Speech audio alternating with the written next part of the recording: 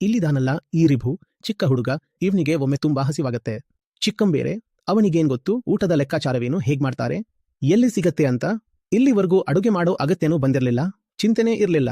ಅವನಿಗೇನೂ ಗೊತ್ತಿಲ್ಲ, ಈಗ ಅನಿಸ್ತಿದೇನೋ ಎಡವಟ್ಟಾಗಿದೆ ಅಂತ. ಒಳಗಡೆ ಏನೋ ಖಾಲಿ ಖಾಲಿ ಅನ್ಸ್ತಾ ಇದೆ. ಹೊರಗೆ ಹೋದ, ಕೈಗೆ ಸಿಕ್ಕಿದ್ದನ್ನೆಲ್ಲ ತುಂಬಿಕೊಂಡು ಬಂದ.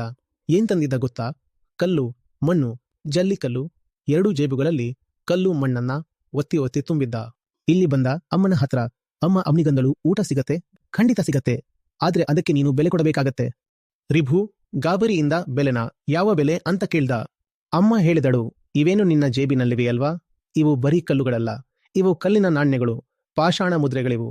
ಇವೆಲ್ಲವನ್ನು ನೀನು ಬೆಲೆ ರೂಪದಲ್ಲಿ ಕೊಡಬೇಕು, ಆಗ ನಿನಗೆ ಊಟ ಕೊಡ್ತೀನಿ. ಅವನ ಮನಸ್ಸಿಗೆ ದೊಡ್ಡ ಆಘಾತ ಆದ ಹಾಗಾಯ್ತು. ಇದೇನಿದು ಹೀಗಾಯ್ತು ಅಂತ ತುಂಬಾ ಬೇಜಾರಾಯ್ತು.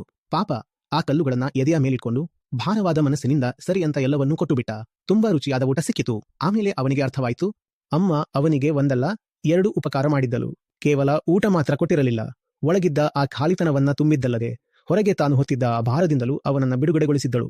ಸತ್ಯವನ್ನ ಒಪ್ಕೊಳ್ಳೋದು ತುಂಬಾ ಸುಲಭ, ಆದರೆ ಅದಕ್ಕೆ ತಕ್ಕ ಬೆಲೆಯನ್ನ ತೆರೋದು ತುಂಬಾ ಕಠಿಣ.